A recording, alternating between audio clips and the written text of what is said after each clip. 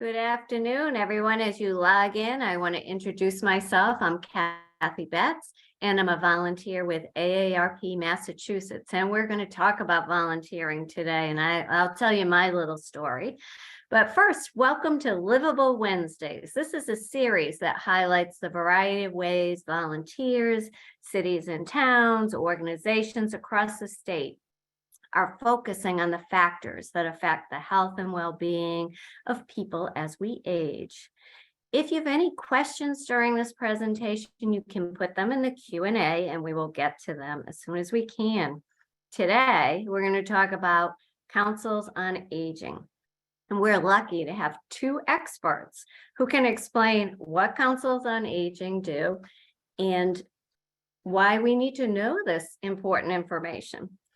So we have Susan Karp, who's the Director of Member Services at the Massachusetts Council on Aging, which is also known as MCOA. You see that next to her name.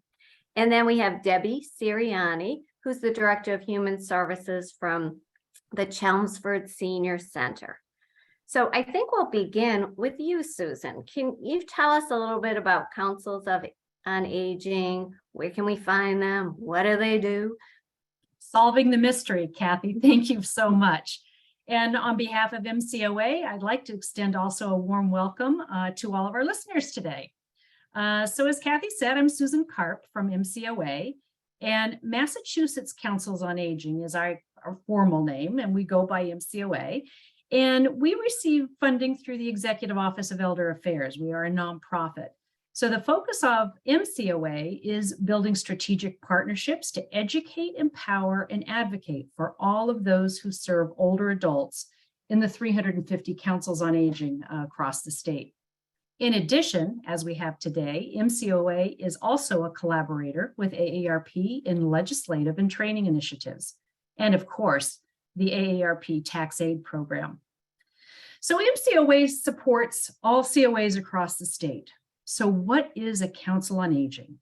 Well, for starters, a council on aging is organized under Mass General Law, Chapter 40, Section 8B. Now that may be more information than you expected, but really the law was established for the purpose of coordinating and carrying out programs designed to meet the challenges that exist in aging.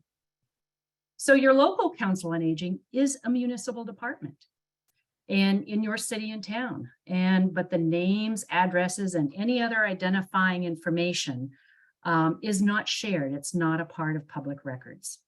Sometimes a COA, well, it can be referred to as a senior center, a community center, or some other variation, but they function as a social service organization and they serve community members that are 60 years and older. The structure of a COA is really a reflection of individual community needs. But what the COAs have in common? Well, that's a really good question.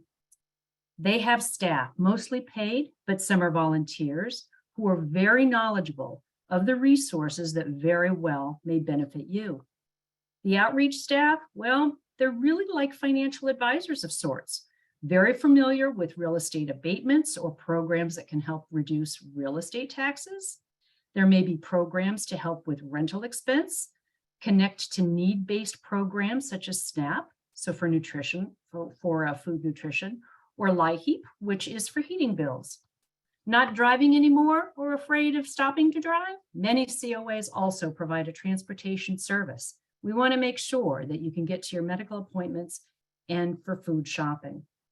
Oftentimes, you're going to find low-cost health and wellness programs, as well as low-cost nutrition options. AARP partners with COAs to host the tax aid programs, as I've mentioned, to help low-income individuals prepare and file taxes.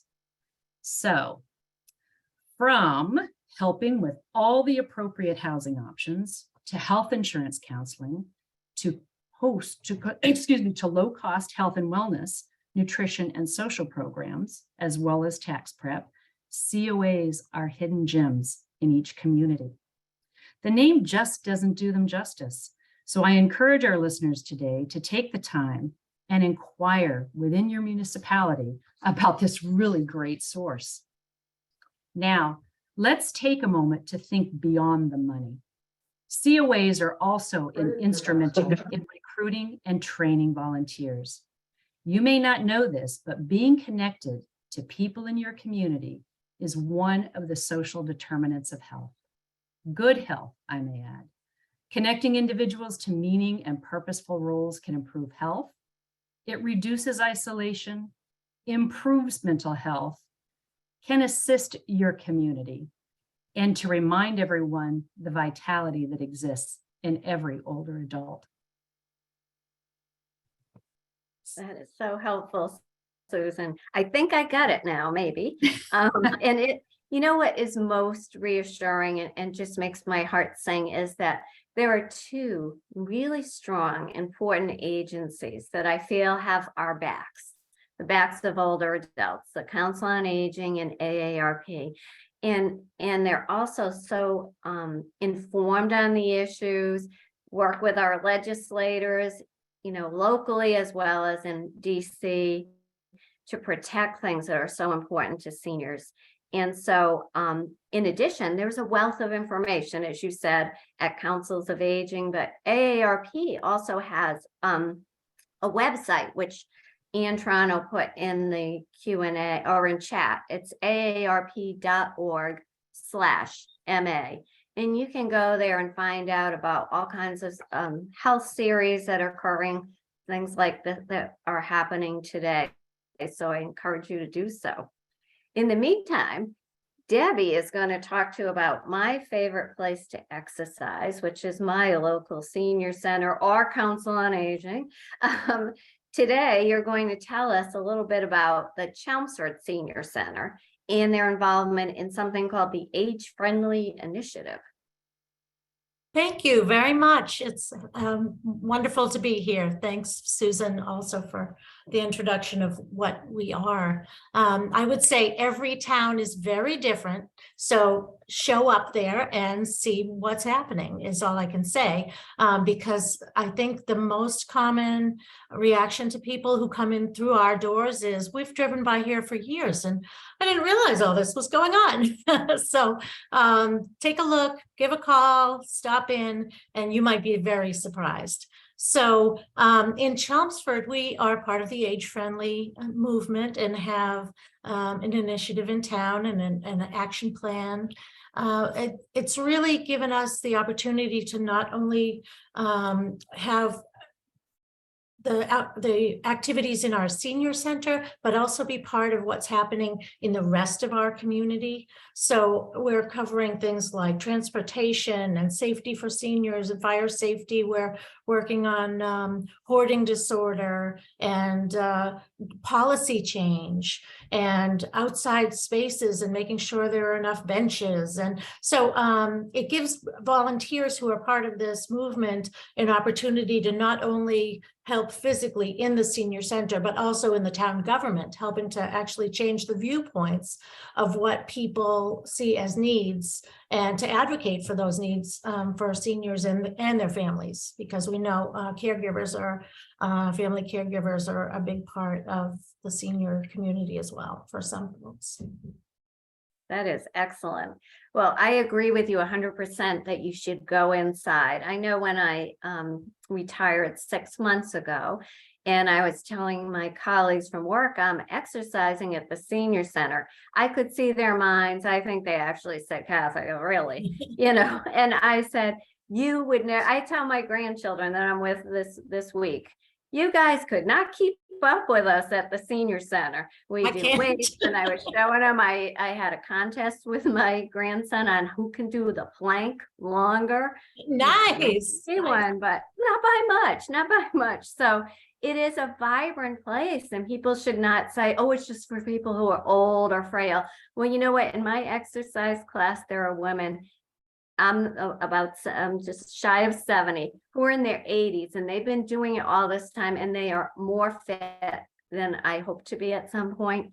They've kept it up. So please go to there's so many things to do there too. Yeah. It's really We hard have a 106-year-old lady who comes in for activities. The key to her longevity, I think, is because she stayed active. But we also have people who are in their 50s who are waiting at the door saying, "Can I come in yet? Am I allowed?" And I always say, "Well, I don't card at the door, but come on in." And Oh, yes. I say, if It's you're such a not- welcoming place too. I Yeah. find that, Well, the minute you walk in, everyone welcomes you, and that's so great. So I think people might be afraid to walk in by themselves, but Yeah. they shouldn't, because they will be welcomed and be happy. And we And talked you a can little. call your call your center and just say, "Hi, I'm feeling a little hesitant walking in all by myself. Do you have a staff or a volunteer who can give me a tour?" Because we do Oh, that good. all the time. And we have newcomers That's a great idea. tours. Yeah. Yeah, it's hard to even figure out if you get the calendar, how you can fit everything in your day. So it's great. But you talked a little bit about volunteering, and I would say that for me, it's been a key. When I was starting to retire, I said to myself, "Oh, I gotta have something to do afterwards," and I applied to be a AARP volunteer. And I would say it keeps my mind active, like today. It makes me stretch because I don't really love doing this speaking. And so I got very nervous for a long time, and I'm still nervous. I think that's the way you're it doing is, great. right? But it's exactly what you want to do as you get older, make have many challenges to your brain as well as physically. And so this has been a great opportunity. I encourage people to do it. As Susan mentioned, the tax aid program is a big success. And, I hate to mention taxes to people, but it's getting to be that time, and you get help with your taxes. What could be better than Yeah. Right. AARP I was brings just- volunteers to us all the time. Every year, they'll train volunteers. A lot of them are retired tax folks already. And so they come in and they volunteer, and it's free to get your taxes done. We do it for, it's actually all ages. And people can come in from different towns. And there are also, the AARP brings folks into libraries a lot of times I was just too. going to say, if it's not in the COAs, oftentimes it's in the libraries. Yeah. And though in the ARP tax prep, you go through a pretty rigorous training. Right. I have not been through it. I will tell you that I sought it out. But working full time, I couldn't do that. But, I think, Kathy, if I can comment about, when you were thinking about retiring, like, what are you going to be doing? Sometimes that conversation actually needs to start as early as 18 months to 2 years before you actually retire. Sometimes if you're in a situation where you're laid off, that might not necessarily, you might not have that conversation in your head, but also volunteering sometimes can lead to employment, if I can say that, for a paid gig. But, it is interesting because retirement potentially can be, God willing, can be a very long time, depending on health and all the other things that are going on. But it really, engaging in something is that sense of purpose and meaning. So it's not just folding newsletters. I mean, Debbie, you might want to chime in here and talk about some of the different, volunteer opportunities that are in Chelmsford, which, to tell you the truth, they're probably throughout the Commonwealth as well. So maybe you can comment on that too. We have a tremendous volunteer program. I would say almost every program that we have counts on some volunteer support. And we do have a fairly large staff compared to other places too, but we've got a lot going on. So we have a lot of opportunities. Another program that we have that many towns have is called the Senior Tax Worker Program. So you can call your town hall or your council on aging about this. And we have 150 in Chelmsford jobs per year that are for seniors, and they can apply for them and get up to $1,500 off of their taxes for Right. doing that volunteer work for the town. And I mean, we have everything from Meals on Wheels drivers to people helping, roll silverware and napkins, to people writing policy and being on the age friendly committee, from people being helping out driving folks to medical appointments, or helping in our social day program. We have a tremendous amount of we have people in charge of our library, helping to run our soup cart. There's a very wide variety of different jobs. And then we place them in town hall and in the schools as well to help the entire community, because we're running on senior power.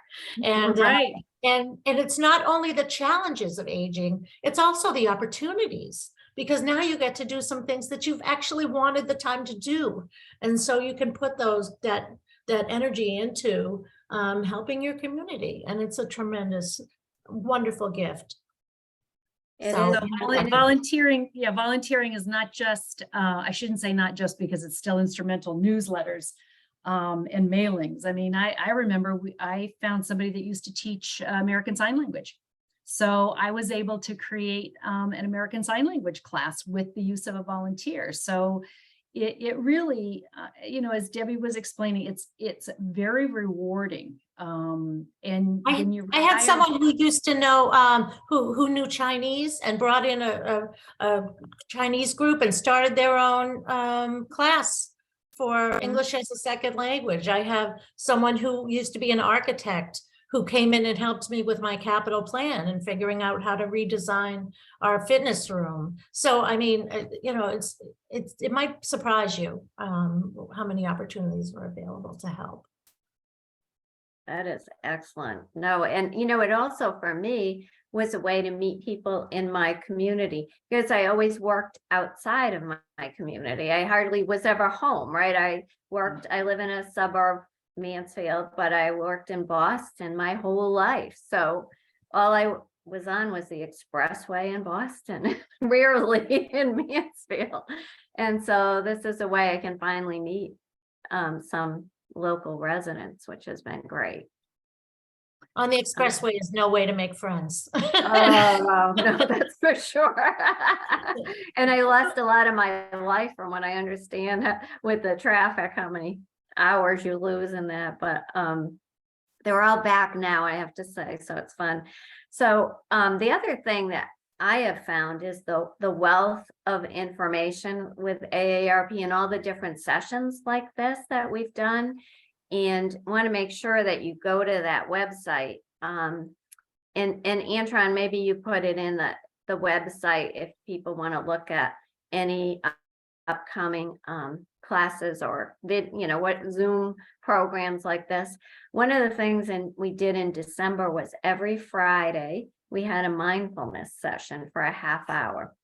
It was so successful. It was advertised so anyone in the country could take it. We had over 100 people every single Friday coming, and that was during December, the busy season. And so AARP is working on doing that again, this year. So look out for that. It's really a great program, but also all the educational programs on fraud topics, which is so important. Staying safe in your home. We've done a health series. We've had dentists and podiatrists and mental health experts talk to us. There's so much information that's great to have available. So volunteering is what we can do. I don't know that there looks like there might be one question. Let me see. I did not hear the number. And are you talking, Tom, about a phone number? I'm not She's sure. actually asked a question. What are the average staffing levels at Council on Aging? So I know, Debbie, you can maybe speak to the staffing level at Chelmsford, but maybe Susan can go on the broader staffing. We have one of the most active ones in the state, so I wouldn't go by ours, but I have 23 employees. And I would say that 13 of them are over 60. And I have a 90-year-old staff person, and she's lovely and wonderful. So just want to say, that's a great opportunity for folks as well. But I know towns that have one director and, a half of a driver, and the director goes and stirs the soup every day. So it's very different per per town, but you are welcome to go to different towns. We have about 12 different towns that are represented at our center. So it's a nice place to meet people, not only from your town, but other places as well. And you are welcome to go to other towns. So. Right. And I think along that, Debbie, you were commenting that, staffing levels are so different across the state. I think one of the reasons I wanted to point out how councils on aging are organized is so that our listeners can understand the structure. So as a municipal department, and I'm going to explain why I'm doing this. So as a municipal department, there are tax dollars that oftentimes help fund the Council on Aging. That is not necessarily true in every single municipality, but by and large, the funding source comes through the Executive Office of Elder Affairs through the line item from the state budget. Right now, there's the funding mechanism of $12 per senior based on the 2020 census. We're using the Donahue Institute report right at the moment until the numbers come out. But your municipality needs to be focused on the older adults. So that brings me to staffing. So as Debbie said, staffing could be, you could have one person that wears the hat of a director, of an outreach person, of a transportation coordinator, volunteer coordinator, or you could have staffs that are the size of Debbie has in Chelmsford.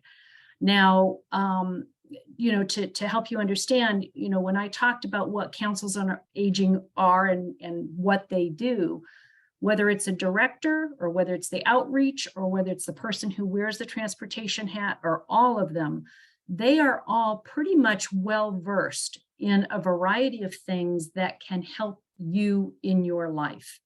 Now, oftentimes the person who needs the help or who could benefit from the help doesn't identify themselves as the person going into the Council on Aging. But as far as staffing levels, again, they are funded through a variety of mechanisms. By reaching out to your Council on Aging, you'll have an understanding of what that structure is.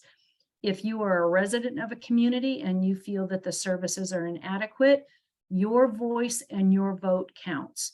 So those are good things to be remembering. Volunteer to be an advocate for yourself. That's it.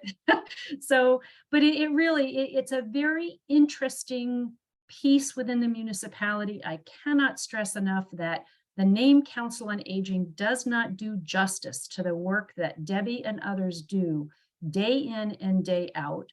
I think during the pandemic, oftentimes councils on aging were thought of mask makers, mask distributors, and food hunters and gatherers for food. But that's only just a teeny tiny part of what they do every day. And whether, as I said, whether you've got a staff like Debbie, or if you have, some of the staffs in the smaller, because I was in meetings this morning, smaller COAs, you've got one person who's the cook and bottle washer, and they are there with as much passion as Debbie brings to her job with a larger staff. So and all of my staff aren't paid with the general fund either. We have revolving accounts and grants and all kinds of contracts that I manage. So that's not, it's not all paid by the taxpayers' money. So we make our own money. And don't forget, councils on aging also have to fundraise for themselves too. So although they're not fundraising entities, but go check out what's in your community and find the director and have a conversation and be a part for yourself and be a part for your community. It's a good thing, because you know what? We're all getting older. There's no denying that. Well, we can't stop that train. So Susan, with the mcoaonline.com, is that the website for people to find the local council? And Antron can put in, I have www.mcoaonline.com. It's a mouthful. That is one way, but I think the best way to find your Council on Aging is go through your city hall or your town hall and start talking to your local municipality, because even though MCOA, we're a member organization, very much like AARP, And we always refer back into the community because we want you to get to, because half the battle is understanding what your resources are. So I would start with your own city hall or town hall. You can get that information. And again, the reason I say councils on aging, community center, it can have a different name in different communities. Even if you use words like, is there an elder service department in my town? Someone on the other end of the phone, hopefully you'll only get transferred once, but even if it takes a handful of times, you'll get there, and it's well worth your time. That's great. That's great. I think getting started makes sense. Are there folks, I think we answered Tom's question about staffing before. Are there any other questions? Are people feeling like they know where to go if they want to access their council on aging? Seeing nothing. I'm hoping people understood that. That sounds like the best way to go. Start local. Ask questions, and you may find out many other things you want to know about your community. And actually, I would be happy to field any questions if you want to email me. I'm a little more difficult because I'm on the road to use my cell phone, but Susan C at mcoaonline.com is a way to track me down, and I could do a soft introduction to the director of the COA. If you're not able to reach out in your municipality for that, always happy to help and connect. I am a former director, so I understand.